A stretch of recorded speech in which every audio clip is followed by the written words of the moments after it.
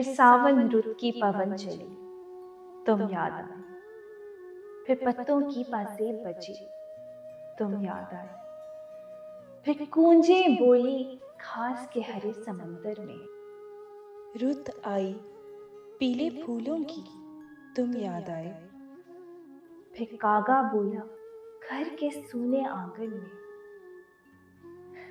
फिर अमृत रस की बूंद पड़ी, तुम याद आए। पहले तो मैं चीख के रोया और फिर हंसने लगा। बादल गरजा, बिजली चमकी, तुम याद आए। दिन भर तो मैं दुनिया के धंधों में खोया रहा। जब दीवारों से धूप ढली, तुम याद आए।